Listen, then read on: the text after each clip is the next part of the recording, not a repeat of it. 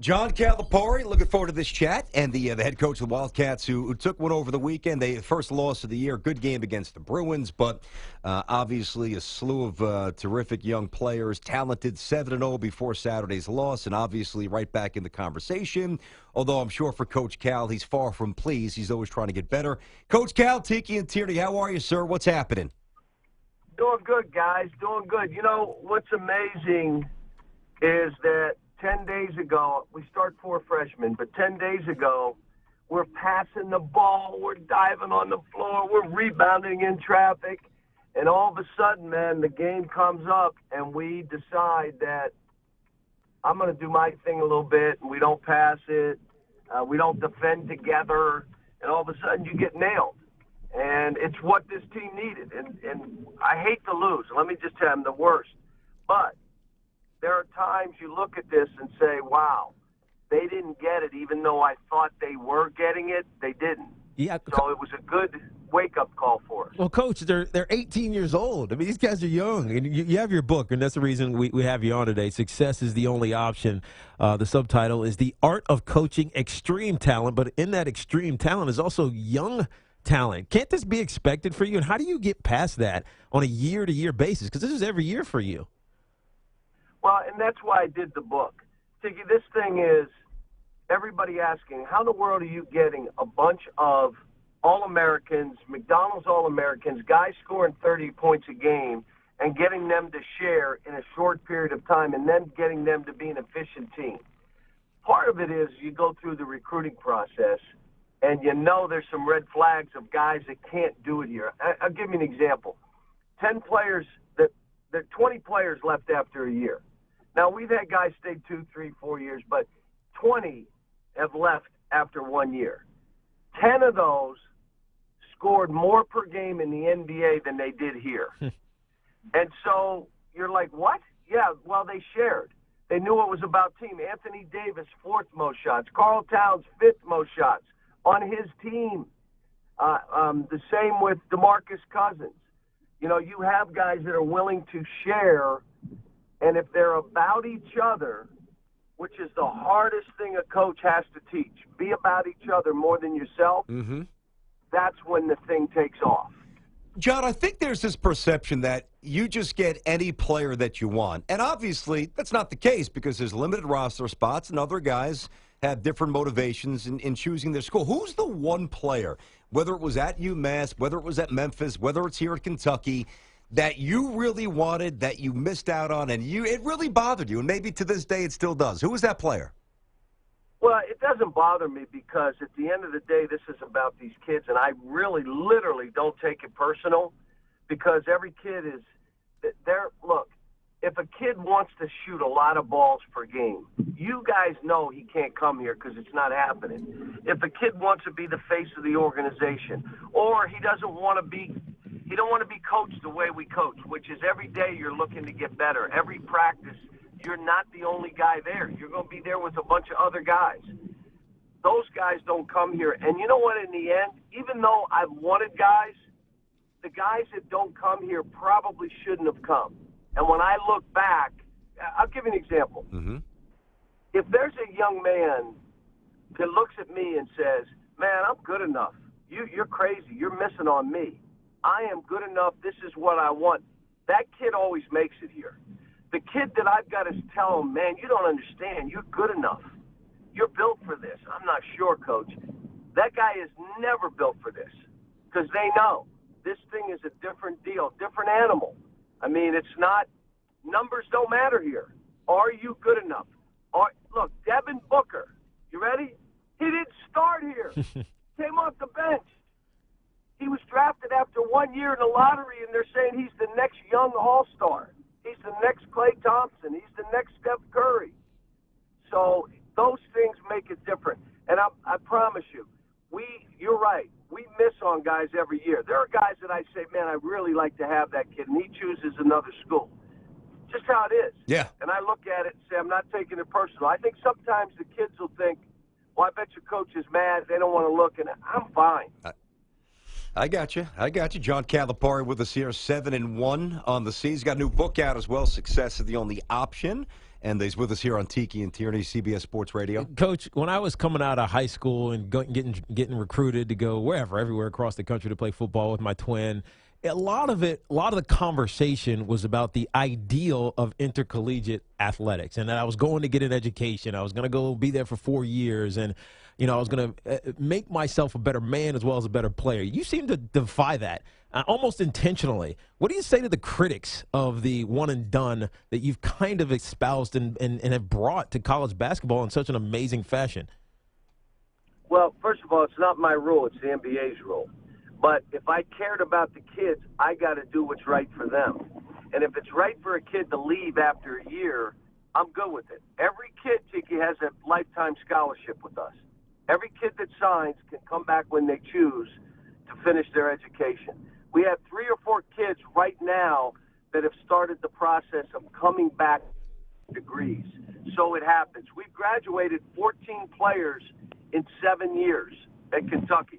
3 will graduate from this team. You ready for this? Go ahead. 3 of those 17s graduated in 3 seasons. So it's more than just basketball. I'm trying to teach them, look, man, you're going into a man's world. You know how that was. You're going into a man's world. You got to be ready. Do you know in the NBA they give out a community assist award to the most charitable player, the guy that gets involved in the community the most, and da-da-da. John Wall won the award. Yeah. My guy. You know who was the runner-up? Anthony Davis. You know who was in the top 10? DeMarcus Cousins. So well, that surprises me. I know. Well, here's what it is. Because everybody wants to just paint this one and done, when I give you the numbers, they'll either say, wow, I didn't know that, or they'll say he's lying. Yeah, you're right. He's lying. It's not true. But it is true. Those are facts. So a guy comes with me, I got to do this one, Tiki. We got to have the money talk before they leave. Yeah. Before they leave my campus, I sit down and talk about money working for you, not you working for money, and how that works. Yeah, we all know the stats. You better be ready to say no. Yeah, because the kid, be ready to say no. They get in trouble. You're going to have uncles, cousins, and people. You know what I'm saying? Of course. You better be ready to say no. So I do all that, and it's a real short period of time, but I feel a responsibility as a coach and a leader to do those things. Yeah, no, the lifetime scholarship I love. I don't know if enough people know that. Coach, do you think the NBA should change the rule and make it at least 2 years? Well, I would love it, personally. Not sure it'd be great for the players, but I would love it. Could you imagine if I had these guys for 2 years? Yeah, it wouldn't be good for the SEC, Coach. Yeah, well, I would say but here's what I would tell you. What we've done, because this thing wasn't crazy until 2010. We had 5 guys drafted in the first round off that team. 5 guys. It was nuts. I couldn't believe it. And you know what? From there, I said, wait a minute. I went from the business of basketball to the business of helping families. And that's what my business is now. Now, you may say, well, you don't care about winning? Well, we've won more games than any program in the last 7 years. We've been to more Final Fours than any program. We won the national title in 2012. The SEC Championships League and regular season. I mean, so you can't really, you could say it, it's just not true. But when you care about these kids, they'll care about winning and each other. As long as they know Cal got my back. He's got me. I can trust him. I don't have to take the most shots. I can still be the number 1 pick in the draft and take the 5th most shots, Karl Towns, the 4th most shots, Anthony Davis. I can be a point guard in John Wall or Derrick Rose. It doesn't matter the position. So the thing about the extreme talent, they want to be together. Extreme talent wants to be together. They want to learn from each other. The great kids that are truly extreme in talent, you don't have to aspire to their ego, shots, minutes. Everything will be you. I'll give you the football every chance I can. Yeah. No, they want to know, how do I get better?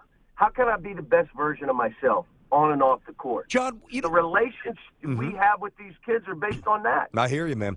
You know what I want to know about you, and I think our audience would appreciate this as well, because I've never really heard you expound on this, and maybe it's in the book, and it's entitled Success is the Only Option. John Calipari with us here on Tiki and Tierney. I mean, we see you now. We know you're incredibly competitive, but aside from that, your lifestyle, and boy, you've earned it. You make a ton of money, the suits, the shoes, the travel. It's big time. It's 5-star. It should be because you've earned it. But your roots are blue collar. You're scrappy. You played Division II basketball. You transferred. I know your road, and I know that you were grinding at 5-star camp, and when nobody was looking, you were carving out this incredibly competitive this niche, this incredibly competitive field. I love asking young players like Tiger Woods or more recently for our show, we had Chris Bryant in studio last year.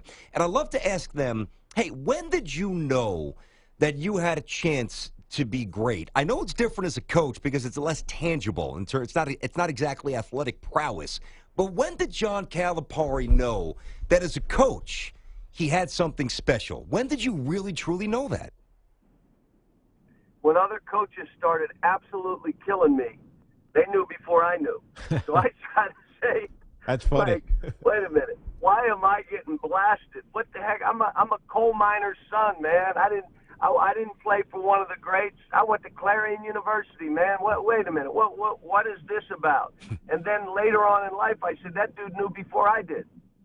They must have saw something in me I didn't see in myself. Because why did I become the center of attention? Why did I become the guy with the black hat? What the heck just happened here? Mm-hmm. And so I would say that. But let me just tell you, I grew up Friday to Friday. I tell the story all the time that, you if you live in a home that's paycheck is Friday to Friday, Thursday's a tough day. You're eating cereal and oatmeal for dinner and Spam. I mean, come on now. Thursday's a tough day. Friday, Saturday, Sunday, you ate every cookie, every piece of ice cream, because if you didn't eat it, it was gone by Monday. And so, I mean, my issue all the time is if a guy's born on third base and acts like he has hit a triple, I got a problem with that. Now, I'm not mean about it, but that's never my friend. I want to know the guy that grew up outside the stadium, that had to fight to get into the stadium, to get sold popcorn before he could even think about being on the team, that then had to figure out how do I get up at bat to try to hit this triple. Those are the guys that are my friends.